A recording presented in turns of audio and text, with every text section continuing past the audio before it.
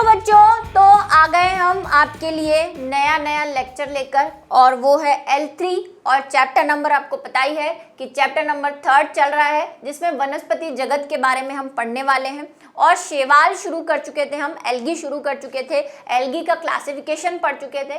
तो chapter flow आपको पता ही है कि क्या क्या पढ़ना है हमें इसमें, और अभी हम इसमें पहुंचे हैं शैवालों तक सिर्फ। और उसके बाद हम आज जो पढ़ने वाले हैं वो बाकी के दो क्लासिफिकेशन यानी शैवालों के जो क्लासिफिकेशन है फियोफाइसी और रोडोफाइसी को पढ़ेंगे, साथ में उसको खत्म करेंगे एंडिंग के साथ शैवालों के आर्थिक महत्व, जो कि आपकी बुक में नहीं है। ठीक है, एक दो है, हम थोड़े से एक्स्ट्रा आपको और बता देंगे। तो शुरू करते हैं फियोफाइसी के साथ। जैसा कि लास्ट वीडियो लेक्चर में हमने पढ़ा था कि शैवालों को 3 कैटेगरी में बांटा हुआ है। पहला है क्लोरोफाइटा या क्लोरोफाइसी, दूसरा है फियोफाइसी या फियोफाइटा, और तीसरा है रोडोफाइटा या रोडोफाइसी।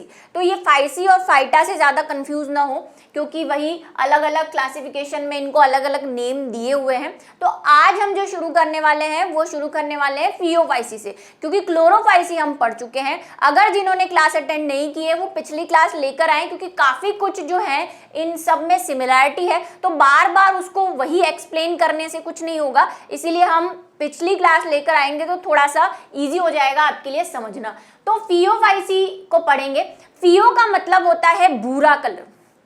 कई बार बच्चे बोलते हैं कि हमें जो है इनके नाम याद नहीं होते, तो पहले भी मैंने आपको कहा है कि इनके नाम का मीनिंग समझना शुरू करिए। ये फियो जहाँ पे भी वर्ड आता है ना, उसका मतलब भूरा ही होता है। जैसे क्लोरो कहीं वर्ड आता है तो ग्रीन होता है, रोडो रेड से याद हो जाएगा। ठीक है, तो फियो का मतलब होता है भूरा, इसीलिए इनको भूरे शैवाल कहते हैं। और नाम भी इसीलिए रखा हुआ है क्योंकि ये भूरे कलर के दिखते हैं, अभी दिखाएंगे आपको। तो फियोफाइसी या भूरे शैवाल की ज्यादातर प्रजातियां समुद्र में पाई जाती है। ठीक है, कैसे हैं ये? मरीन वाटर में रहते हैं। मरीन का मतलब खारे पानी में रहते हैं। ठीक है, उसके बाद इनमें मुख्यतः ये बात नोटिस करनी है, और जब हम इनका कंपैरिजन पढ़ेंगे, जब आप इसकी टेबल देखेंगे तो आपको पता चल जाएगा कि क्यों इसको टेबल फॉर्म में याद करना जरूरी है। आप टेबल बना लीजिए, एक तरफ क्लोरोफाइसी के लक्षण लिख लीजिए शॉर्ट में, एक बार फियोफाइसी के लक्षण लिख दीजिए शॉर्ट में, और रोडोफाइसी के। तो इनमें डिफरेंस समझ में आ गया तो लिखना इजी हो जाएगा। डिफरेंस याद कर लोगे टेबल फॉर्म में तो आपके लिए ये चीज जो है वो इजी हो जाएगी। ठीक है, फिर उसको बस वही शब्दों में डालना है, लाइन को बड़ा करके लिखना है। तो भूरे शैवाल कहते हैं, उनको हम हरे शैवाल कह रहे थे। ऐसे कंपैरिजन में पढ़ो, वहां पे क्या था? क्लोरोफिल पाया जाता है। और मैंने आपसे कहा था कि क्लोरोफिल ए सारे शैवालों में होता है, सिर्फ जो कलर है, जैसे इसका कलर भूरा है तो उसके लिए अलग तरह का एक पिगमेंट जरूर मिल जाएगा आपको सब में, लेकिन क्लोरोफिल आपको सभी में लिखना है। तो इसमें क्लोरोफिल ए देखिए मिला हुआ है, लेकिन इसका कलर कैसा है भाई? भूरा। तो फियो से फ्यूको याद रह जाएगा भाई, फ्यूको का मतलब भी वही भूरा हुआ। तो फ्यूकोजैंथीन वर्णक होता है, जिसकी वजह से ये कैसा होता है? भूरे कलर का होता है। साथ ही क्लोरोफिल ए के साथ क्लोरोफिल सी मिलता है। वहां पे क्लोरोफाइसी में हमने देखा था कि ए के साथ बी था। ओके, यहां पे ए के साथ सी है, और रोडोफाइसी में देखो ड आ रहा है ना उसमें, रोडो, अभी बताएंगे चलो रोडोफाइसी में। तो कैरोटिनॉइड्स जो हैं वो मिलते हैं। मैंने आपको पहले भी बताया था कैरेटिनॉइड्स जो हैं वो 2-3 तरह के होते हैं, एक तो कैरेटीन होता है, एक जेंथोफिल होता है। तो यहाँ पे कैरेटिनॉइड्स भी है इनके पास जेंथोफिल भी है, पाए जाते हैं। कौन कौन से वर्णक है इनको, एक सेकेंड पॉइंट ये बन जाएगा। वहां पे क्लोरोफिल ए और बी था, यहाँ पे फ्यूकोजैंथीन, क्लोरोफिल ए और सी, कैरेटिनॉइड और जेंथोफिल है। फ्यूकोजैंथीन व जेंथोफिल के कारण ही इनका रंग कैसा होता है? भूरा या थोड़ा सा लाइटिश ग्रीन होता है, क्योंकि मैंने कहा क्लोरोफिल ए भी है। क्लोरोफिल ए थोड़ा हरा कलर तो लेकर आएगा ना, लेकिन भूरा कलर उसको दबा देता है, तो आप भूरे हरे कह सकते हैं। ऐसे ही रोडोफाइसी में भी कहीं कहीं आपको ग्रीन ग्रीन दिखेगा, हालांकि वो पूरे रेड है। ठीक है, तो ब्राउन कलर के होते हैं। तीसरा है वे सरल शाखित तंतुमय, जैसे कि एक्टोकार्पस होता है। इसका क्या मतलब हुआ? इसका मतलब ये हुआ कि ऐसे तंतु के समान, ऐसे तंतु जैसे होंगे, जैसे हमने क्लोरोफाइसी में यूलोथ्रिक्स को देखा था। क्लोरोफाइसी में क्या देखा था, कप शेप होते हैं, गोलाकार होते हैं। यहाँ पे तंतुमय भी होते हैं, शाखित भी होते हैं। शाखित मतलब इनकी ब्रांचेस निकली होगी। इसका एग्जाम्पल है फ्यूकस, जो हमने फर्स्ट जब शैवालों के जनरल लक्षण पढ़े थे, जब हमने नॉर्मल कैरेक्टर्स पढ़े थे, तो आपको फ्यूकस दिखाया था कुछ ऐसा।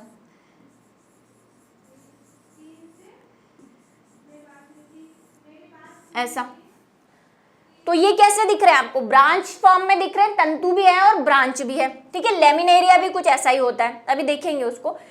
लेकर सघन शाखित जैसे केल्प, केल्प आपको बताया था क्या है भाई, केल्प सबसे लंबा या बड़ा शैवाल केल्प आता है। इसका भी फोटो हमने जब इंट्रोडक्शन देखा था तब देखा था। ठीक है, तो तक हो सकते हैं, केल्प बहुत बड़े हैं, ये बात हम कर चुके हैं जनरल कैरेक्टर में, और इनकी लंबाई 100 मीटर तक हो सकती है। ठीक है, केल्प आपको बताए थे, उसका फोटो बताया था हमने। चलिए, ये अपना भोजन जटिल कार्बोहाइड्रेट के रूप में संचित करते हैं, जो कि लेमिनेरिया अथवा मैनिटोल के रूप में होता है। वहां पे जो था क्लोरोफिल में, क्लोरोफाइटा में क्या था, फूड स्टोरेज फूड क्या था, जरा याद करो, पाइरिनॉइड्स थे और तेल बूंद की कणिकाएं थी। करेक्ट, यहाँ पे एक ही अंतर आ गया कि यहाँ पे जो स्टोरेज फूड है वो है तो कार्बोहाइड्रेट, पाइरिनॉइड भी मैंने आपको कहा था कार्बोहाइड्रेट ही है, स्टार्च का फॉर्म होता है प्रोटीन के साथ। यहाँ पे लेमिनेरिन और मैनिटोल जो है वो क्या है, संचित भोज्य पदार्थ है। एक ही अंतर हो गया। जैसे जैसे बस 3 टेबल बना लो, शॉर्ट में लिख दो। शायद एनसीईआरटी में ये टेबल बनी हुई भी है, तो इसीलिए मैं थोड़ी सी यहाँ पे टेबल नहीं बना रही, आपको यहाँ पे लिखना सिखा देते हैं उनको। चलिए, भूरे शैवालों की कोशिका में सेल्यूलोज की बनी कोशिका भित्ति होती है। ये कोशिका भित्ति कहाँ पे थी, क्लोरोफिल में भी थी, क्लोरोफाइटा में भी थी। क्लोरोफाइटा में शैवाल जो थे उनकी कोशिका भित्ति सेल्यूलोज की बनी हुई थी, और एक और चीज थी जिसको हमने बोला था पेक्टेट। यहाँ पे देखो, इसके बाहर एल्जिनिन का जेलेटिनस स्तर होता है, वहां पे पेक्टेट था, यहाँ पे जेलेटिन है। ऐसे ही रोडोफाइसी में भी यही कैरेक्टर रहेंगे, बस चीजों के नाम चेंज हो जाएंगे। ठीक है, तो आप उसको वही अब फॉर्मूला अपनाओ तो सब इजीली याद हो जाएगा। टेबल याद कर लो और फिर उसको लिखना सीख लो। यह शैवाल संलग्न व स्थापनांग द्वारा आधारी स्तर से जुड़े रहते हैं, लेकिन कुछ सारगम व फ्यूकस पानी में तैरते हैं। ये हम क्लोरोफाइटा में भी देख चुके हैं। हमने यूलोथ्रिक्स देखा था और कहा था कि ये आधार स्तंभ से जुड़ा हुआ है। यहाँ पे देख लेते हैं, यहाँ के जो है, जैसे मैंने कहा फ्यूकस, तो फ्यूकस का क्या होगा, नीचे ये आधार है। ठीक है, सबस्ट्रेटम है, आधार का मतलब सबस्ट्रेटम। सबस्ट्रेटम से इसकी तंतु निकलेंगे, यानी ब्रांचेस है, ये ब्रांचेस निकलेगी, और हर ब्रांचेस पे ऐसे हमने कुछ स्ट्रक्चर देखे थे। लेमिनेरिया भी ऐसा ही है, मैंने आपसे कहा। ये हमने फ्यूकस देखा था जब हमने जनरल कैरेक्टर पढ़े थे शैवालों के।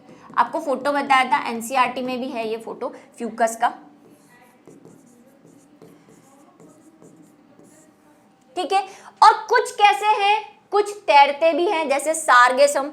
जो सार्गेसम है वो ऐसा फिलामेंटस, ऐसा रिबन शेप होता है, ऐसा होता है। अभी फोटो दिखा रही हूं मैं आपको, ये देखिए, ये क्या है, ये सार्गेसम है भाई। ये नीचे लगा हुआ अटैच नहीं है, ये फ्रीली फ्लोट होता रहता है समुद्र में। इसकी मैं आपको एक मस्त चीज बताती हूँ कि सार्गेसम इतनी क्वांटिटी में फैल जाता है कई बार समुद्र में, तो उस एरिया को, जैसे मान लो ये समुद्र का एरिया है और यहाँ पे सार्गेसम ही सार्गेसम फैले हुए हैं और ये तैरते रहते हैं तो ऊपर से दिखते हैं, तो उस एरिया को हम बोलते हैं सार्गेसोज एरिया। क्यों भाई, ये बहुत खतरनाक है। इस एरिया में शिप्स को जाना अलाउ नहीं होता, मतलब जहाज जाने के लिए अलाउ नहीं करते जब ऐसा सार्गेसम एरिया समुद्र में बन जाता है, क्योंकि आप इसका स्ट्रक्चर देख रहे हैं, ये इतने लंबे और डेंजरस जाले जैसे होते हैं कि शिप का जो नीचे पंखे, आपने मूवीज वगैरह में देखे होंगे, शिप में पंखे लगे रहते हैं, और कई बार पूरी की पूरी शिप के जो फ्लैग्स होते हैं या मेटेलिक पार्ट होते हैं वो इसके अंदर फंस जाते हैं, और फिर वहाँ बीच से शिप को कैसे निकालेंगे, अगर इनके बीच से निकलना मुश्किल हो जाता है। मूवीज वगैरह में देखे होंगे आपने कई बार, है ना, जो एडवेंचरस मूवी होती है, शिप फंस जाती है, उसका वो पंखा फंस जाता है, तो वो यही है। सार्गेसम भी होते हैं, कुछ लेमिनेरिया भी होते हैं। भाई मैं सिर्फ सार्गेसम के बारे में बता रही हूँ, ऐसा नहीं आप जब भी ऐसी मूवी देखो बोलो ये सार्गेसम है। कैल्प भी होते हैं, क्योंकि कैल्प भी बहुत लंबे लंबे, उस एरिया में भी जाना अलाउ नहीं होता। तो ऐसे एरिया को सार्गेसोस एरियाज कहा जाता है। नेक्स्ट है, इनमें कायिक जनन विखंडन विधि द्वारा होता है। वहां पे हमने पढ़ा था लैंगिक और अलैंगिक जनन दोनों होता है, यहाँ पे भी होता है, सारे शैवालों में होता है। जनरल कैरेक्टर में हमने पढ़ा था। तो जब कायिक जनन की हम बात करें, जो कि एक टाइप का क्या बोल सकते हैं हम, अलैंगिक जनन बोल सकते हैं।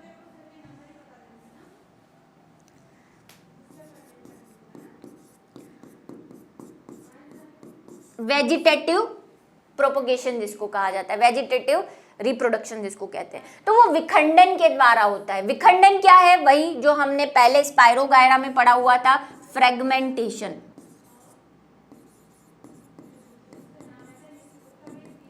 अब आप बोलोगे फ्रेगमेंटेशन क्या है, तो जैसे कि मान लो ये वो क्या है, कैल्प है या सार्गेसम है या रिबन शेप है, ठीक है। इसमें क्या हो जाएंगे, टुकड़े हो जाएंगे इसके, और हर टुकड़ा एक नया शैवाल बना लेता है। ऐसा हमने क्लोरोफाइटा में भी देखा था। सेम है, मैंने कहा जनरल कैरेक्टर हमने कम पढ़े भी इसलिए थे क्योंकि वो जनरल कैरेक्टर ही इन तीनों के मिक्सचर लेकर हम जनरल कैरेक्टर बना देते हैं, मतलब सामान्य लक्षण बना देते हैं शैवालों के, और वापस वही के वही फिर हमें पढ़ना पड़ता है। तो ये हर एक टुकड़ा क्या करेगा, आगे जाके नया एक क्या बना देगा, शैवाल बना देगा। इसको बोलते हैं कायिक जनन का विखंडन विधि। इसके बाद पूरे शैवालों में अलैंगिक जनन नाशपति के आकार का, इसको हाईलाइट कर रही हूं मैं, जरा गौर से इसको देखिए क्योंकि इंपॉर्टेंट चीज आने वाली है। नाशपति के आकार के 2 फ्लैजिला युक्त जूस्पोर होते हैं। क्लोरोफाइटा को याद करो, क्लोरोफाइटा में भी हमने जूस्पोर बनाए थे, यहां पे भी जूस्पोर बन रहे हैं, ठीक है। जूस्पोर बन रहे हैं, लेकिन कैसी आकृति के बन रहे हैं, नाशपति के आकार के बन रहे हैं, ठीक है। इसको ध्यान रहे, वहां पे जो हमने जूस्पोर बनाए थे वो कुछ ऐसे थे और ऐसे भी हो सकते हैं। यहां पे ये कह रहा है कुछ नाशपति। अब थोड़ा सा इमेजिनेशन को काम में ले, ठीक है। ऐसे आपके मन में ये ख्याल आ रहा होगा, है ना, कि नाशपति का मतलब कुछ ऐसा, लेकिन ये ऐसा नहीं है। समझा रही हूं मैं अभी कैसा होता है नाशपति के आकार का। देखो नाशपति के आकार का ऐसा भी मान सकते हो, लेकिन जनरली हम क्या बना रहे हैं, ऐसा सा कोई चीज बना रहे हैं, इस तरह की चीज होती है। अब ये नाशपति मैंने ऐसा बनाया है, इसको जरा ऐसे फोल्ड करके देखो। अब वो क्या देखने वाले का नजरिया होता है कि वो उसको किस शेप में देखता है। अब जिसने देखा होगा उसने उसको नाशपति के आकार का बोला, है ना। ऐसी आकार के साथ आपको ऐसे भी मिल सकते हैं, लेकिन इनके स्पेशलिटी है, वहां पे जो जूस्पोर बन रहे थे वो कुछ ऐसे बन रहे थे जिसके फ्लैजिला ऊपर थे। लेकिन जो फियोवाइसी है उसका एक स्पेशल कैरेक्टर है कि उसके फ्लैजिला लेटरली होते हैं, मतलब साइड में होते हैं यहाँ पे, और एक जैसे भी नहीं होते। ये बात बुक में शायद नहीं लिखी हुई, एक जैसे नहीं होते। कैसे होते हैं, लेटरली होते हैं, और एक तो होता है चाबुक के समान,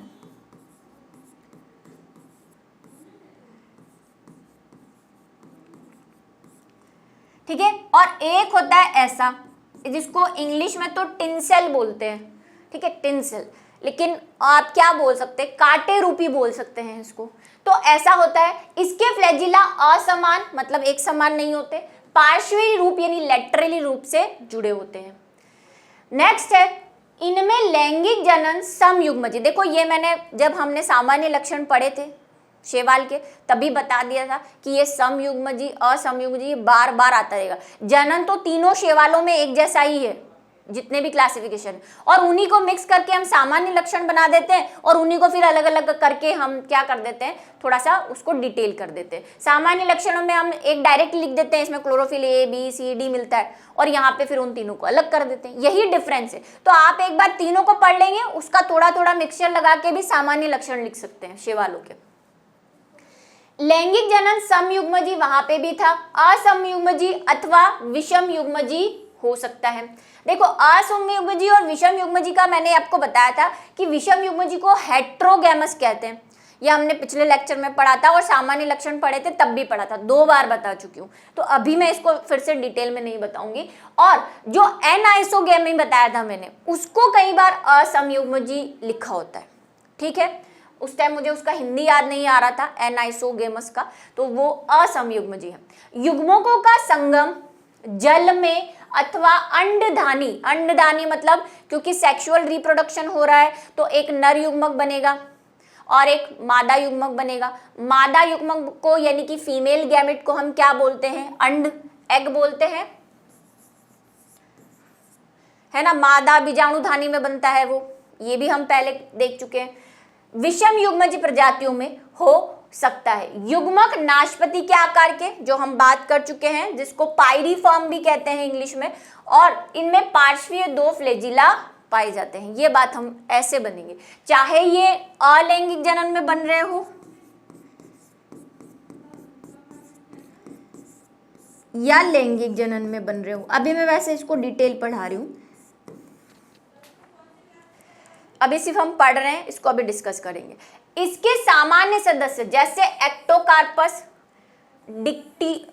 डिक्टियोटा और लेमिनेरिया, सार्गेसम और फ्यूकस हैं, ठीक है। ये सारे हम अभी जब पढ़ रहे थे तब मैं आपको बता चुकी हूँ। इसमें आपको मैं एक ये बता रही हूँ, इसकी कुछ स्पेशलिटी है, और फ्यूकस हम जनरल एग्जाम्पल की फॉर्म में लेंगे। सार्गेसम का आपको मैंने फोटो बता दिया, लेमिनेरिया का देख लेते हैं। ये देखिए यहाँ पे ये आपको दिख रही है, ये इसका स्टेम है और ये इसकी वो लीफ है। हालांकि हम इसको लीफ नहीं बोलते हैं शिवालों में, पर हम बॉडी बोल सकते हैं। और ये आपको दिख रहे हैं इसके ये वाइट वाइट सा, है ना। तो ये मैं आपको एक साइड में बता के दिखाती हूँ। ये पत्तियां हैं इसकी, मैंने कहा रिबन शेप होती है ऐसी। फिर ये पत्तियां किसी तने जैसी संरचना से जुड़ी हुई है इस तरह से, और यहाँ पे क्या होगा, वो होल्ड फास्ट, जिसको हम क्या कहते हैं, स्थापनांग, इंग्लिश में होल्ड फास्ट।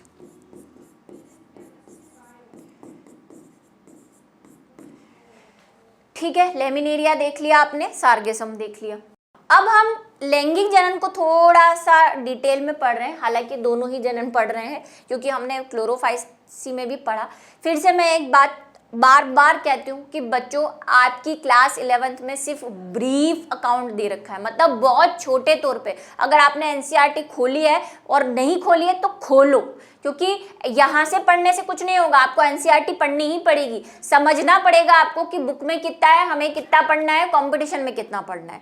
तो वहाँ पे सिर्फ यही कैरेक्टर दे रखे हैं, इसमें से भी 2-3 गायब है, ठीक है। क्योंकि ब्रीफ अकाउंट का मतलब दे रखा है, लेकिन हम भी उसको थोड़ा सा डिटेल में पढ़ रहे हैं। और अब जो हमने पहले क्लोरोफाइसी में भी मैंने आपको पूरा यूलोथ्रिक्स का लैंगिक जनन और लैंगिक जनन बताया था, वो सिर्फ आपकी समझ को डेवलप करने के लिए बताया था।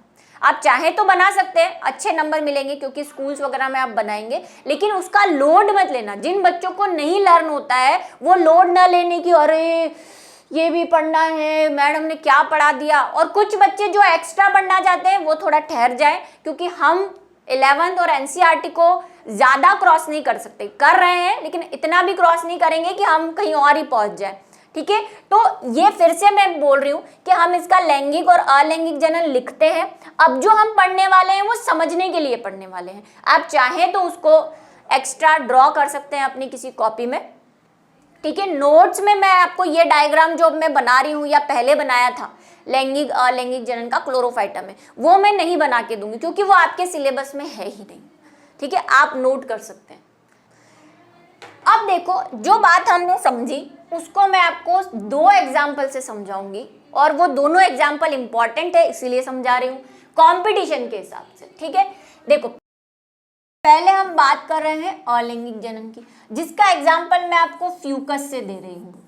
हालांकि अलैंगिक जनन सब में सेम है, लेकिन हम एक एग्जाम्पल, क्योंकि कोई ना कोई तो मॉडल चाहिए ना समझने के लिए, तो फ्यूकस से दे रहे हैं। क्या होता है अलैंगिक जनन में, सेम प्रोसेस जैसा क्लोरोफाइसी में हो रहा था वैसा ही होगा। जैसे ये कोई तंतुमय संरचना है ना, फ्यूकस की मान लो। हालांकि फ्यूकस मैंने आपको ऐसे बना के बताया है, पत्तियों वाला, लेकिन हम तो भाई अंदर का स्ट्रक्चर देख रहे हैं ना, उसकी एक सेल देख रहे हैं। तो ये सेल है, इसमें क्या होगा, वही एक कोशिका जो होगी वो क्या हो जाएगी, दूसरी कोशिका से थोड़ी सी डिफरेंशिएट हो जाएगी, मतलब भिन्नता प्रदर्शित करेगी। और भिन्नता प्रदर्शित करके क्या बना लेगी, जिसको हम कह रहे हैं चल बीजाणु धानी,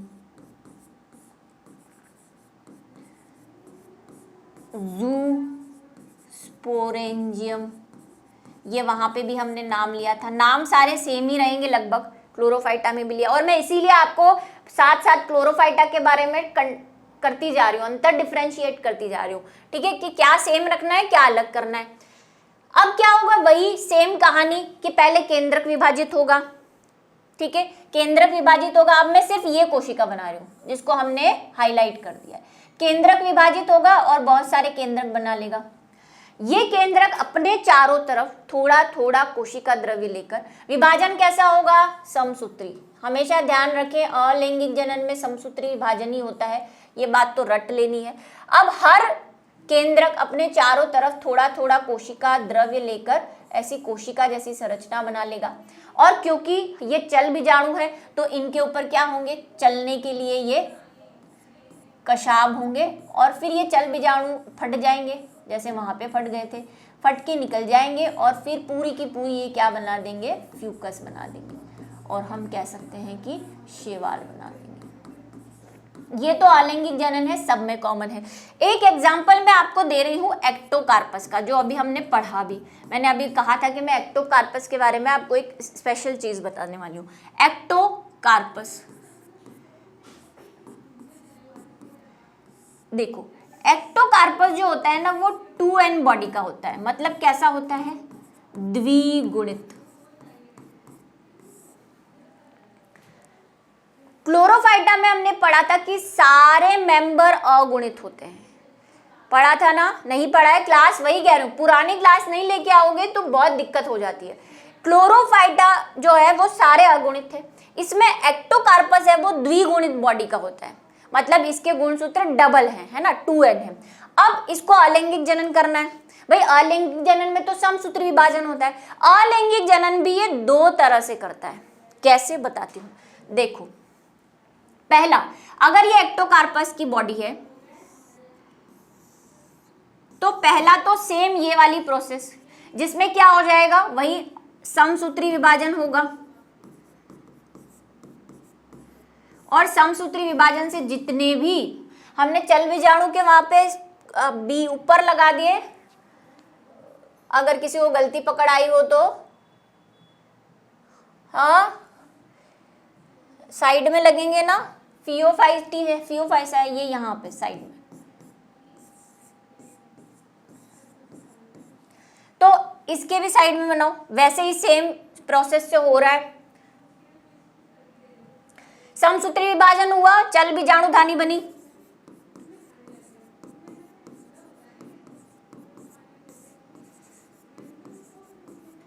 ठीक है, चल बीजाणु बने वही नाशपाती के आकार के, और इनके साइड में क्या होंगे, ये होंगे। ये कैसे है, सब 2N है क्योंकि समसूत्री विभाजन हुआ है।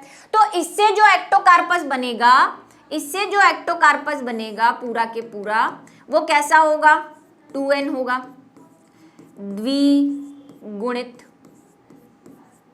एक्टोकार्पस।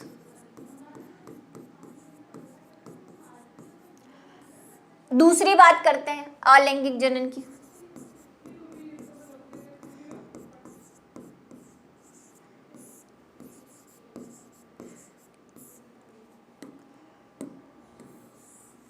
एक केस ये है, केस 1।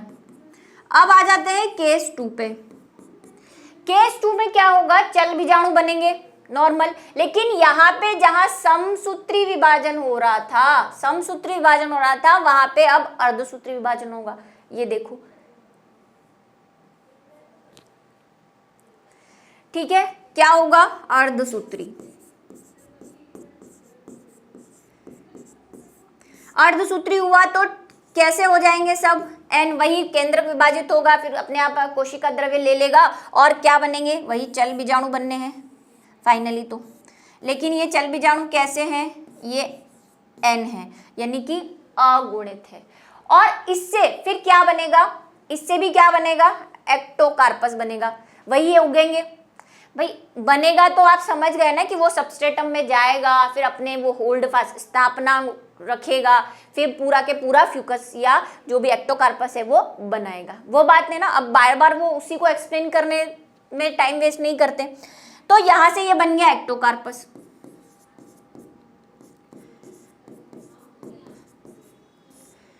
तो क्या स्पेशलिटी बताइए कि एक्टोकार्पस में द्विगुणित एक्टोकार्पस भी होता है और अगुणित एक्टोकार्पस भी होता है। ये कैसा है, ये अगुणित है। तीसरी चीज करते हैं, अब इसमें क्या करवाना है, लैंगिक जनन करवाना है। तो लैंगिक जनन करवाने के लिए क्या बनाने पड़ेंगे, युग्मक बनाने पड़ेंगे। अब वो युग्मक देखो कैसे बनते हैं, या तो इसी से जो चल बीजाणु बनेंगे, मतलब ये अगर इस फॉर्म में वापस चला जाए, जैसे ये अगुणित हो गया, अब इससे हमें चल बीजाणु बनाने तो वो सारे अगुणित बनेंगे, है ना। इससे अगर हम चल बीजाणु बनाए,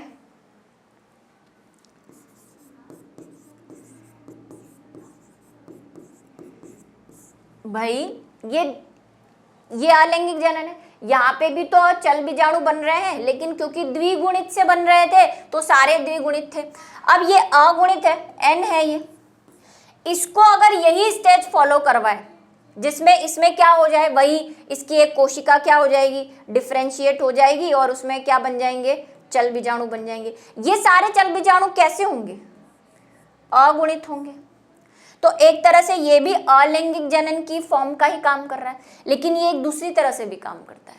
कैसे, युग्मकों की फॉर्म में, कि भाई ये एक तरह से अगुणित है तो कभी कभी ये चल बीजाणु जो है वो युग्मक की तरह काम करने लग जाते हैं। वही इसका जो फिलामेंट होगा, जैसे यूलोथ्रिक्स में देखा था, इस वाले का, अगुणित वाले का, उसकी कुछ कोशिकाएं नर युग्मक धानी की तरह काम में लग जाएगी, मतलब एंथ्रेडियम की तरह काम में लग जाएगी, और कुछ मादा युग्मक धानी की तरह काम में लग जाएगी। और उनसे जो बीजाणु बनेंगे वो फिर दो तरह के बनेंगे, एक तो नर युग्मक मेल और दूसरा मादा युग्मक। और ये बनेंगे कैसे, एन, फिर ये दोनों मिलेंगे तो क्या बनेगा, जाइगोट, युग्मज, नज। अब इससे फिर अगर जो पौधा बनेगा वो, मतलब जो शैवाल बनेगा वो कैसा होगा, या तो डायरेक्टली ये वाला बना दे, द्विगुणित वाला एक्टोकार्पस बना सकता है ये,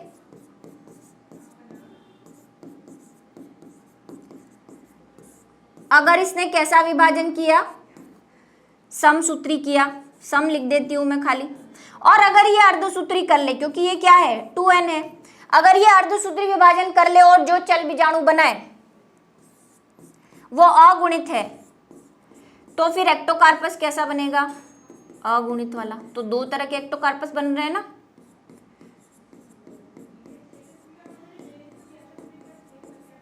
दो तरह के बन रहे हैं ना, अगुणित वाला यहाँ पे भी बन रहा है, द्विगुणित है ही। और जब जनन होता है लैंगिक जनन, तब भी द्विगुणित वाला भी बनता है और अगुणित वाला भी बनता है, और फिर यही साइकिल चलता रहता है। अब या तो ये लैंगिक जनन करें या अलैंगिक, इन पर डिपेंड करता है। तो एक्टोकार्पस की ये खासियत होती है, ठीक है। आई होप आपको समझ में आ रहा होगा कि क्या चल रहा है। अब क्या है, बायो के डायग्राम होते ही ऐसे हैं, कितनी भी फिनिशिंग ले आओ, बनाने ऐसे ही पड़ते हैं। आप कॉपी पे बनाएंगे तो थोड़ा आपके पास लंबी होती है कॉपी, तो आप नीचे से नीचे ले जा सकते हैं। मेरे पास बोर्ड थोड़ा वही छोटा होता है, और दूसरा ये कि सभी एक ही स्क्रीन पे हमें शो करना पड़ता है। मैं नेक्स्ट बोर्ड पे चली जाऊंगी तो आधा माइंड तो आपका वैसे ही डाइवर्ट हो जाएगा, ठीक है। तो ये देखिए, ये एक्टोकार्पस की खासियत होती है, इसलिए एक्टोकार्पस को याद रखेंगे। बाकी हमें बनाना नहीं है, सिर्फ समझ लो इसको, ये वाली चीज बना लो और एक ये वाली चीज बना, और केस ध्यान रखेंगे, ये केस 1 और ये केस 2। चलिए अब बात करते हैं रोडोफाइसी की। तो रोडो से मतलब रेड, तो ये क्या होगी, रेड एल्गी होगी। और तो देखते हैं, रोडोफाइसी लाल शैवाल है और यह शैवालों में सबसे पुराने सदस्यों का समूह है। ऐसा कहा जाता है कि शैवाल जब बने होंगे तो सबसे बुजुर्ग टाइप के, जिसको कहते हैं हम, जैसे बोलते हैं हमारे बुजुर्ग मंकी रहे होंगे, तो वैसा ही ये कहते हैं कि सबसे पुराने टाइप के शैवाल हैं। इनका लाल रंग मुख्यतः वर्णक आर फाइकोइरिथीन, वहां पे क्लोरोफिल ए था, क्लोरोफिल बी था, फिर क्लोरोफिल ए सी हो गए, यहाँ पे क्लोरोफिल ए और डी हो जाएंगे, और वहां पे यानी कि फियोफाइसी में क्या था, फ्यूकोजेंथीन थे, है ना, यहाँ पे क्या है फाइकोइरिथ्रीन। और आर क्यों लिखा है भाई, क्योंकि इसमें ये रोडोफाइसी का आर लगाया हुआ है, इसीलिए। एक आर फाइकोइरिथ्रीन भी होता है, एक आर फाइकोसाइनिन भी होता है, ठीक है, और एक होता है एस फाइकोइरिथीन, वो अभी आपके लेवल का नहीं है, इसलिए आप बस इसको इतना ध्यान रखो, ये आर रोडोफाइसी के लिए लगा है, ये आर फाइकोइरिथ्रीन है। कई बुक्स में आपको आर फाइकोसाइनिन भी मिलेगा, पर वो ब्लू ग्रीन एल्गी के अंतर्गत आता है। रोडोफाइसी में हम इरिथ्रीन ही लिखते हैं ज्यादातर, ठीक है, के कारण होता है इसमें वर्णक के साथ साथ क्लोरोफिल ए और डी भी पाया जाता है, ये अंतर हो गया। नेक्स्ट है, ये अधिकतर बहुकोशिकीय होते हैं, इनकी संरचना बहुत ही जटिल होती है, कॉम्प्लेक्टिव है ये, ठीक है, बहुत सारे कॉम्प्लेक्शंस हैं इनमें, कि ये संगठन जो है इनका वो काफी कॉम्प्लिकेटेड है।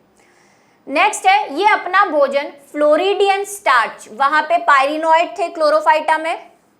फिर नेक्स्ट जो हम फियोफाइसी में जब गए तो हमने देखा लेमिनेरिया और मैनिटोल थे, यहाँ पे फ्लोरिडियन स्टार्च है। कोशिका भित्ति में भी फर्क आएगा, अभी देखेंगे। इनमें संचित करते हैं के रूप में संचित करते हैं। नेक्स्ट, कायिक जनन जो है वो विखंडन द्वारा होता है। अलैंगिक जनन चल बीजाणु विखंडन बार बार आ रहा है, अब आप समझ गए होंगे क्या है, वही खंडित हो जाना और पूरा के पूरा शैवाल बन जाना हर पार्ट से। अलैंगिक जनन देखो स्पेशलिटी, अचल बीजाणुओं द्वारा होती है। अभी तक हमने क्लोरोफाइटा में भी चल वाले पढ़े थे क्योंकि उस पे भी फ्लैजिला थे, फियोफाइसी में भी फ्लैजिला थे, साइड में थे, ठीक है, यहाँ पे फ्लैजिला है ही नहीं, ठीक है। नॉन मोटाइल, नॉन मोटाइल का मतलब बिना चलने वाले क्या बनते हैं, बीजाणु बनते हैं, मतलब सिर्फ या तो ऐसे या ऐसे, कुछ फ्लैजिला वेजिला कुछ भी नहीं है, ये इनकी खासियत है और स्पेशल चीज है, तो फिर याद रखनी है। कुछ यूनिक आ जाता है तो फिर वो इंपॉर्टेंट हो जाता है। सेल्यूलोज की जो भित्ति की बात कर रही थी मैं, कि इनकी जो कोशिका भित्ति है, यहाँ पे कहीं नोट कर लो आप, कोशिका भित्ति,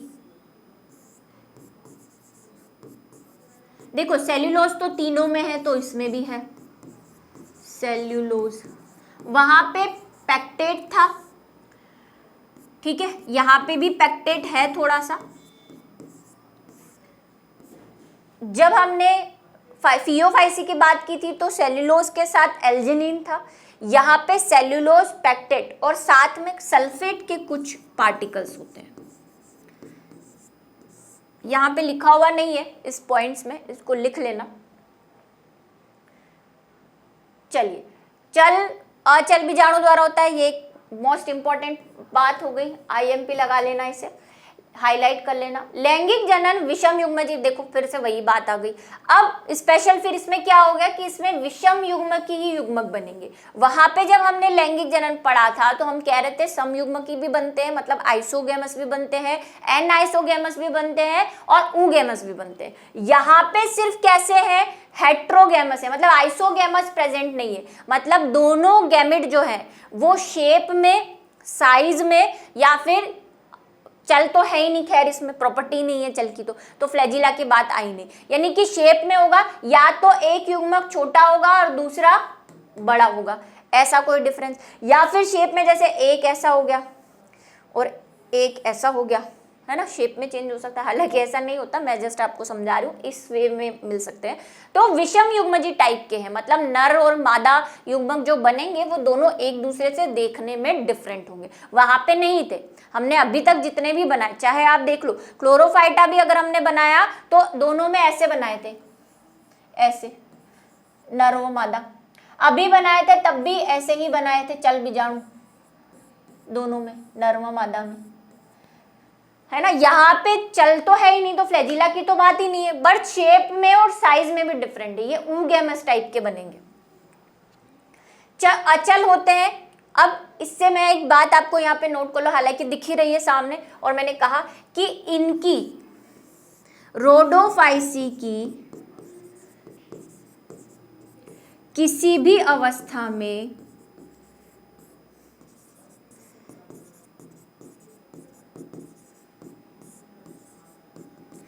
चल संरचनाएं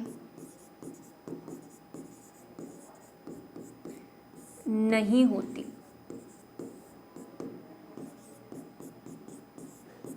चल संरचना इन द सेंस कि हम बीजाणु या युग्मक की फॉर्म में बात कर रहे हैं। ऐसा मत बोलना रोडोफाइसी चलते नहीं है, वो वाली बात नहीं हो रही है भाई। उसके युग्मक की या उसकी खुद के जो बीजाणु बन रहे हैं उनमें कोई चल संरचना नहीं है।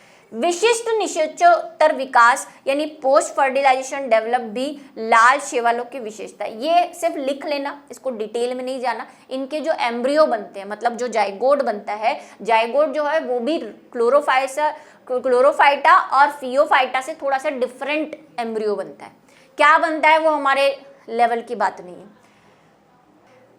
पोरफायरा और जेलिडियम इसके एग्जाम्पल है। जेलिडियम बता दें आपको, ये देखिए रोडोफाइसी है, मतलब जनरल कोई रोडोफाइसी है, पोरफायरा आप बोल सकते हैं इसको, ठीक है। तो ये देखिए रेड कलर के हैं ये, इसलिए इनको रोडोफाइसी कहते हैं। और ऐसे ही तरह ये दिखते हैं रेड रेड। अगर समुद्र के अंदर दिखेंगे आपको तो रेड रेड सी दिखाई देता है, ठीक है, मूवीज वगैरह में देखा हो आपने कभी। और ये है जेलिडियम, ठीक है। इसका बहुत बेहतरीन यूज है, अभी जब हम इसके वो पढ़ेंगे कैरेक्टर। ये भी देखो रेड है, और मैंने कहा था थोड़ा थोड़ा ग्रीनिश कहीं दिखता है, जैसे यहाँ पे आपको कहीं दिख रहा हो तो रेड के साथ ग्रीन नजर आ रहा है ना। वो सब में थोड़ा थोड़ा ग्रीन, बहुत लाइटली ग्रीन मिलेगा क्योंकि क्लोरोफिल ए तो भाई है ही, ठीक है। तो जेलिडियम है ये, और इसका एक मस्त यूज है। जब अभी आर्थिक महत्व देखेंगे तब देखेंगे। चलिए अब आ जाते हैं हम शैवालों के महत्व पर। रोडोफाइसा का मैंने आपको कहा ज्यादा आपको लैंगिक व अलैंगिक जनन इतना डिटेल में पढ़ने की नहीं। वही जूस्पोर बनेंगे वैसे ही सेम, 2 बार हम पढ़ चुके हैं, सेम आपको बनाने हैं। समसूत्र विभाजन करवा देना तो क्या बन जाएंगे, जूस्पोर बन जाएंगे। और लैंगिक जनन में 2 नर, एक नर और एक मादा बन जाएंगे, और दोनों को मिला देना अगर आप डायग्राम बनाना चाहते हो, ठीक है। शैवालों का आर्थिक महत्व पढ़ते हैं हम। तो मनुष्यों के लिए शैवाल बहुत महत्वपूर्ण है। इनके महत्व का संक्षिप्त विवरण कर रहे हैं। अब मैंने इसीलिए संक्षिप्त लिखना शुरू कर दिया है ताकि आप लोग बोलो कि मैम हमारी बुक में तो 4 पत्ते दे रखे। 4 पत्ते नहीं, हमें पूछा ही संक्षिप्त है। एनसीईआरटी ने क्लियरली ब्रैकेट में लिखा हुआ है सिलेबस, जब एनसीईआरटी ने डिक्लेयर किया ब्रीफ अकाउंट, ठीक है। चलिए अभी, और उस जो ब्रीफ अकाउंट एनसीईआरटी ने अपनी बुक में दे रखा है उससे तो ज्यादा ही पढ़ रहे हैं हम। नेक्स्ट है, पृथ्वी पर प्रकाश संश्लेषण के दौरान कुल स्थिरीकरण का लगभग आधा भाग शैवाल ही स्थिर करते हैं। ये क्या कहानी हुई, प्रकाश संश्लेषण करते हैं ये, ठीक है, पादपों के अंतर्गत आते हैं। तो ऐसा बोल रहे हैं ये कि जो CO2 है, CO2 एनवायरनमेंट में ज्यादा हो जाएगी तो हमारे लिए नुकसानदायक है या नहीं है। उसको 0.03 ही रखना है हमें। कितने % है एनवायरनमेंट में CO2? 0.03। इससे बढ़ेगी तो, जैसे अभी बढ़ रही है तो हमें नुकसान देखने को मिल रहे हैं। ग्लोबल वार्मिंग हो रही है, टेम्परेचर बढ़ रहा है ना, ये सारे हम एनवायरनमेंट में पढ़ चुके हैं। तो ये क्या करते हैं, पादप क्या करते हैं, CO2 को लेते हैं, और शैवाल भी वही कर रहे हैं, प्रकाश संश्लेषण कर रहे हैं, तो इनको CO2 चाहिए।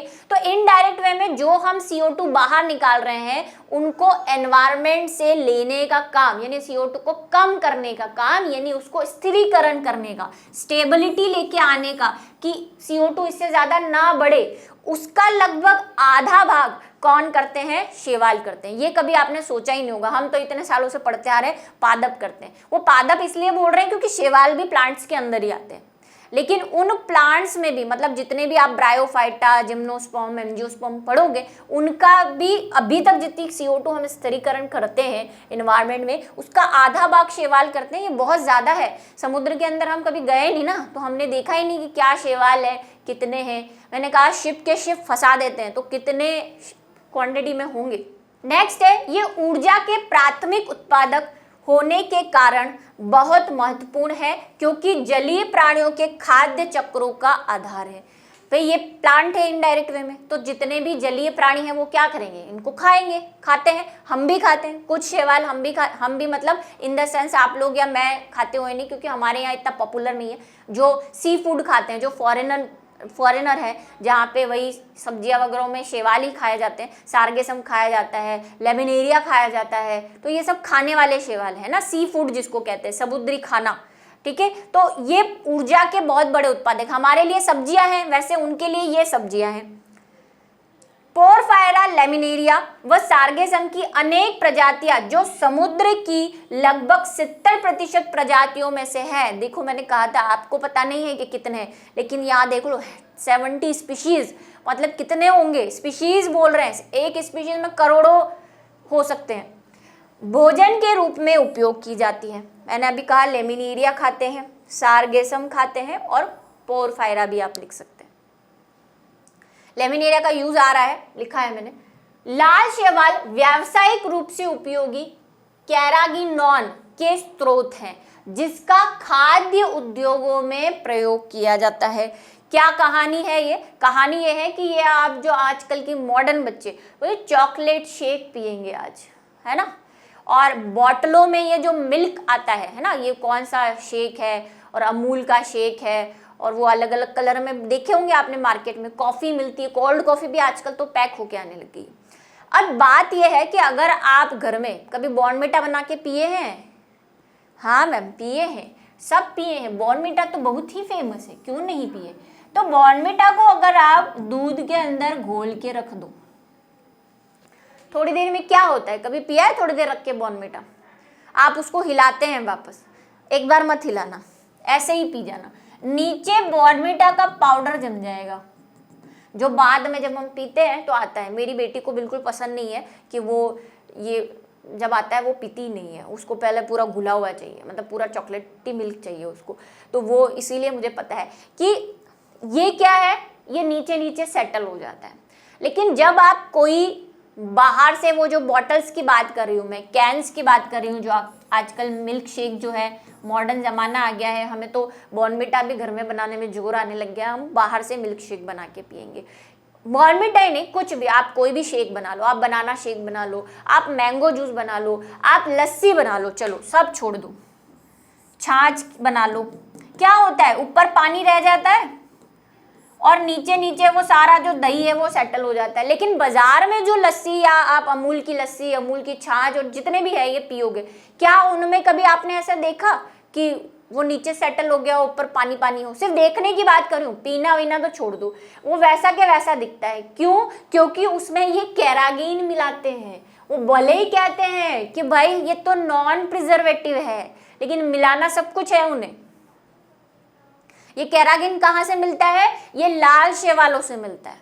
अब आप बोलेंगे ये तो खाने लायक है तो अच्छा होगा, हाँ अच्छा है, लेकिन हम क्या करते हैं भाई, कैरागिन को निकालना पड़ेगा ना शैवाल से। इट मीन्स कि ये कोई टाइप का क्या है, खाद्य पदार्थ है, लेकिन एक एक्सेसिव क्वांटिटी में अगर आप इसको खाएंगे तो नुकसानदायक ही करेगा। आपको नहीं पता ना, हमें हर चीज़ सूट करती है या हमें नहीं पता, बोलते हैं एलर्जी है मुझे इससे। आपको क्या पता कि ये कैरागिन आपको सूट हो रहा है या नहीं? आप तो बस लगे हुए हैं शेक पीने में। तो ये कोल्ड कॉफ़ी, ये कैरागिन, ये जो पैकेट फूड आते हैं, जूस आता है, हम घर पे जूस बनाएंगे नीचे बैठ जाएगा, उनका जूस कभी नहीं बैठता, ये कैरागिन मिलाया जाता है। ये क्या करता है, इसको इमल्सिफाई करता है। इमल्सिफाई का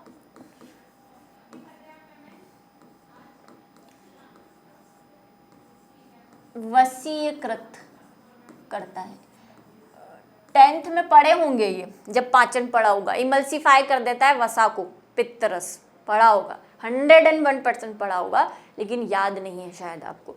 तो इमल्सिफाई कर देते हैं ताकि वो घुला हुआ रहे और नीचे ना बैठे। दूसरी चीज जो आ रहे हैं हमारे, जेलिडियम और ग्रेसिलेरिया, अगार अगार के स्रोत के रूप में काम आते हैं। ये देखो, ये तो बहुत याद करना इजी है। जेली खाते हो? जेली बनाइए कभी, देखिए कभी। जेली जेली जेली बहुत फेमस है जेली। और जेली बनाने के लिए जो हम दो तरह की, आपने कहीं अगर बॉक्स पढ़ा है कभी, तो उस पर देखो जो भी चीज़ होती है आजकल दो तरह के मार्क्स आने लग गए। एक पे ऐसे ग्रीन डॉट होता है और एक पे ऐसा होता है रेड डॉट। जितने भी आप फूड पैकेट लाते हो ना, उस पे रेड और ग्रीन। ये ग्रीन बताता है कि ये वेजिटेरियन है, मतलब शाकाहारी लोगों के लिए, इसमें कोई भी नॉन वेजिटेरियन चीज़ नहीं मिली हुई है। और रेड वाला ये बताता है कि इसमें नॉन वेजिटेरियन चीज़, मतलब कुछ भी एनिमल से निकली हुई कोई फैट है ना, काम में आती है क्योंकि वो लगी हुई है। तो जो जेली है ना वो दो तरह से बने, मुझे पता होना चाहिए आपको पता, लेकिन मुझे नहीं पता कि आपको पता है कि नहीं, इसलिए मैं थोड़ा सा एक्सप्लेन कर रही हूँ। तो दो तरह से जेली जो है वो बनाई जाती है। जेली सिर्फ खाने वाली जेली में नहीं, आप बहुत जगह जेली काम में आती है। जितने भी डेजर्ट है, खास करके जो फॉरेनर डेजर्ट होते हैं, ये कैरेमल है ना, कस्टर्ड तो खाया होगा, जो फ्रूट कस्टर्ड होता है उसमें भी जेलेटिन होती है। तो आजकल केक वगैरह बनाने में भी यूज होती है, चॉकलेट में भी होती है जेली वाली। तो दो तरह की जेली होती है। पहले क्या ये वाली जेली यूज करते थे, लेकिन हमें पता नहीं था। जब से गवर्नमेंट ने कहा कि आप फूड पे बॉक्सेस पे ये दो सिंबल लगाओ कि आप किस जेलेटिन का यूज करो। जेलेटिन दो तरह से मिलती है, एक तो एनिमल फैट यानी कि जंतुओं का जो फैट होता है ना, वसा, उनकी स्किन में एक टाइप का फैट होता है, उससे बनती है। कई लोग कहते हैं सुअर की चर्बी से बनती है, हालांकि ये गलत है, मैं बता देती हूँ, लेकिन आपने सुना होगा ऐसा। तो वो वाली फैट होती है नॉन वेजिटेरियन टाइप की। अब जो वेजिटेरियन है वो कहते हैं कि हम ना नहीं खाएंगे, तो इनकी तो भाई वाट लग गई, ये तो बनाना ही बंद कर दें। फिर क्या हुआ कि पता चला कि ये जो जेलिडियम है ये क्या है, जेली की तरह काम करता है। इसको सुखा के पाउडर बना लो और फिर इसको दूध में मिलाओ या पानी में मिलाओ तो ये जेली जैसा जम जाता है, जमा देता है, मतलब दूध को, पानी को, जिसको हम नॉर्मल जेली कहते हैं। तो आजकल आप जितने भी बॉक्सेस लाएंगे उसमें ग्रीन कलर का सिंबल बनता है, क्योंकि वो इस जेली से नहीं बना के दूसरी जो जेलिडियम से एक पाउडर मिल रहा है जिसको हम कहते हैं अगार अगार, ये वो अगार अगार है। जितनी भी आप रेसिपीज देखते हो, पता नहीं आपको शौक है या नहीं, हमें तो बड़ा शौक है डिशेस बनाने का, तो ये अगार अगार डाला जाता है वो जेली जमाने के लिए। वो ऐसे लंबे लंबे देखो थ्रेड दिखते हैं व्हाइट कलर के, वो जब किसी रेसिपी को देखोगे जेली वाली, वो ऐसे लंबे लंबे ऐसे थ्रेड डालता है, ये जेलिडियम होता है। तो जेलिडियम डालने से जेली जैसा काम करता है, उसी को हम अगार अगार भी कहते हैं। ये दो से मिलता है, एक तो ग्रेसिलेरिया से और जेलिडियम से। जेली बनाने प्लस आइसक्रीम बनाने में भी काम आता है, क्योंकि आइसक्रीम को भी सेट करना है ना, उसमें काम में आते हैं। ठीक है, तो ये वेजिटेरियन टाइप की जेली है अगार अगार। अगार अगार का मतलब ही वेजिटेरियन है। प्रयोग सूक्ष्म जीवों के संवर्धन माध्यम को और कहाँ डाला जाता है भाई अगर आप लैब में किसी जीव को उत्पन्न करना चाहते हैं तो उसके लिए क्या किया जाता है, थोड़ा सा मैं आपको बता देती हूँ कि हमें लैब में अगर किसी जीव को क्या करना है, बहुत सारे बैक्टीरिया बनाने हैं, है ना, हमें बनाने हैं बैक्टीरिया हमारे रिसर्च के लिए, हमारी कोई सर्च, तो एक ऐसा अगार अगार जमाया जाता है। मतलब यही जेलिडियम को पानी में घोल के ऐसे जमा देते हैं और इसके अंदर सारे न्यूट्रिशन जो उस बैक्टीरिया को चाहिए, प्रोटीन, वसा, फैट, ये सब डाल देते हैं और फिर उस पर बैक्टीरिया छोड़ देते हैं। अब बैक्टीरिया ग्रोथ करते हैं और अपनी कॉलोनी बना लेते हैं। कॉलोनी मतलब बहुत सारी संख्या में बैक्टीरिया हो जाते हैं। तो भैया जेली का क्या काम है? जेली का ये काम है कि बैक्टीरिया अगर ऐसे फ्लोट होते रहेंगे तो वो एक जगह इकट्ठे नहीं होंगे, बैक्टीरिया सारे, फिर ढूंढते रहना उनको माइक्रोस्कोप में, कहाँ गए हो भाई। तो ये जेली इस काम में आती है ना, अगार अगार जो है, तो ये संवर्धन में भी काम आता है, आइसक्रीम जमाने की भी काम आता है, आप जो जेली खाते हैं वो जेली में भी काम में आता है। ठीक है, तथा आइसक्रीम एवं जेली बनाने के उपयोग में लिया जाता है। चलिए नेक्स्ट, क्लोरेला तथा स्पाइरुलाइना एक कोशिकीय शैवाल हैं जो प्रोटीन से प्रचुर होते हैं। ठीक है, इनमें प्रोटीन पार्ट बहुत ज्यादा है, मतलब ये खाए जाते हैं, प्रचुर होते हैं। इनका प्रयोग एकल कोशा प्रोटीन यानी सिंगल सेल प्रोटीन्स के रूप में किया जाता है। एक कोशिकीय है मतलब एक कोशिका से बने हुए, इनकी एक कोशिका में ही प्रोटीन की मात्रा बहुत ज्यादा है, तो अब उसको क्या बोलेंगे, तो उसको बोल देते हैं सिंगल सेल प्रोटीन। बात खत्म। ठीक है, एकल कोशा प्रोटीन के रूप में किया जाता है, मतलब खाने के रूप में करते हैं। तो इसी के साथ आज का हमारा जो लेक्चर है वो यहाँ पे खत्म होता है और अगले वीडियो में हम मिलेंगे बायोफाइटा के साथ। शैवाल यहीं पे खत्म होते हैं और उनके उपयोग भी यहाँ पे